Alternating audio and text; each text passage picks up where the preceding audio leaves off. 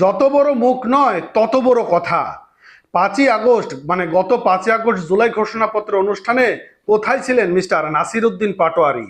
আপনারা তো গিয়েছিলেন কক্সবাজারের সমুদ্রের হাওয়া খেতে, নাকি অন্য কোনো উদ্দেশ্য ছিল সেটি জাতি আস্তে আস্তে জানতে পারবে। আপনারা এই যে ডিজিএফআই এর যে হেডকোয়ার্টার সেটা আপনারা ভেঙে গুড়িয়ে দিতে চান, এত বড় আস্পর্ধা আপনাদের কোথা থেকে আসলো? আপনারা সবকিছু ভেঙে চুরে গুড়িয়ে দিতে চান, নির্বাচন দিতে চান না, বলেন নির্বাচন দিলে প্রতিহত করবেন। আপনারা কে ভাই? আপনারা 5ই আগস্ট স্বৈরাচার শেখ হাসিনার পতনের পিছনে অনেক বড় ভূমিকা পালন করছেন, এটি অস্বীকার করার কোনো কিছু কারণ নাই।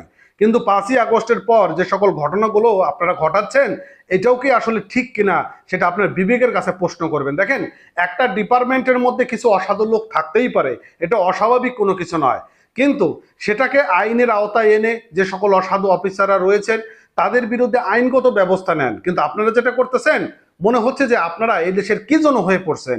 আপনারা এই দেশের বড় রাজনৈতিক দলে পরিণত হয়েছেন, কোনো দিনও তো ক্ষমতা আসতে পারবেনই না, এবং আগামী জাতীয় নির্বাচনের পর আপনাদের অস্তিত্ব থাকে কিনা সেটি নিয়েও একটু চিন্তা ভাবনা করেন।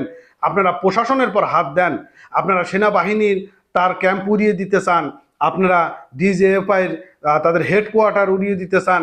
ভাই কি শুরু করছেন আপনারা? আপনারা যে এনসিপির মধ্যে অনেক নেতা কর্মীরা তো দেখি চাঁদাবাজি করে খাওয়া দেখতেছি না, এগুলো তো দেখতেছি, এগুলো নিয়ে কথা বলেন না কেন? তো আজকে যাই হোক, ইত্তেফাক পত্রিকা একটা নিউজ প্রকাশ করেছে, আপনারা ইতিমধ্যে এই নিউজটি অনেকে ইতিমধ্যে জেনে গিয়েছেন, তবে কিছু আলোচনা রয়েছে, যে সকল আলোচনা আসুন আমরা করি। এখানে যেটা বলা হয়েছে যে ডিজিএফআই এর হেডকোয়ার্টার ভেঙে দেওয়ার হুঁশিয়ারি দিয়েছেন নাসির উদ্দিন পাটোয়ারি। গোয়েন্দা সংস্থার আলোচনা করে জাতীয় নাগরিক পার্টি এনসিপি মুখ্য সমন্বয়ক নাসির উদ্দিন পাটোয়ারি তিনি বলেছেন, একটা গোয়েন্দা সংস্থা বাংলাদেশের ডিজিএফআই আপনার আমার পকেটের টাকা চলাফেরা করে, সেটা তো করেই, এটা তো অস্বাভাবিক না। যারা সরকারি কর্মকর্তা কর্মচারী রয়েছেন পাবলিকের টাকায় চলে, আবার পাবলিককে এরাই শেল্টার দেয়, কিন্তু আপনারা কার টাকায় চলতেছেন এটা বলেন না কেন? আপনারা কার পৃষ্ঠপোষকতায় আজকে আপনারা এই ভাঙচুর করেন, এটাকে উড়িয়ে দিতে চান, ওটা গুড়িয়ে দিতে চান? কার পৃষ্ঠপোষকতায়, কার টাকায় আপনারা এত বড় এখন হ্যাডামগিরি দেখাতেছেন, মাতব্বরি দেখাতেছেন, সারা বাংলাদেশে গণসংযোগ করতেছেন, এটা বলেন না কেন? তো যাই হোক, তারা কত টাকা খরচ করে বাংলাদেশের মানুষ জানতে পারে না, আর আপনাদেরটা সবাই জানতে পারে।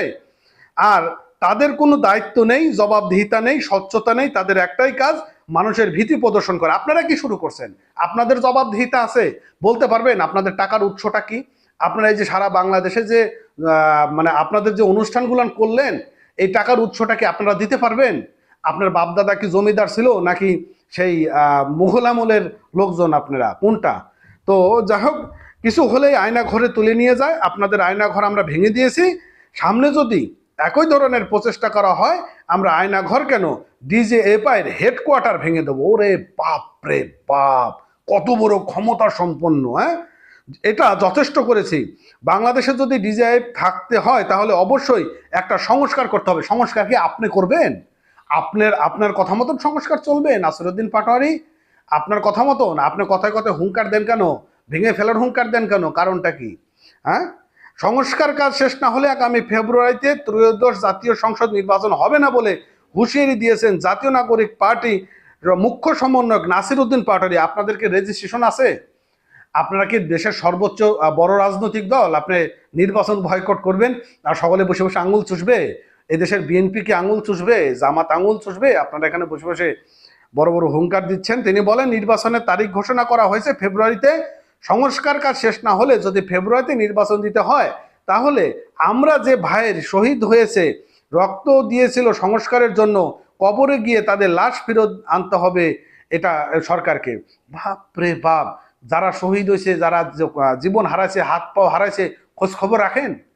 হ্যাঁ, এই যে জুলাই যে আপনার রয়েছে, ফান্ড রয়েছে, সে ফান্ডের হিসাব দিচ্ছেন? দেন নাই। বড় বড় লেকচার করেন না, দেশের মধ্যে একটা অস্তিত্বশীলতা তৈরি করতে চান। যাই হোক, ভালো থাকেন, সুস্থ থাকেন, আপডেট পাবেন নতুন নতুন। ধন্যবাদ।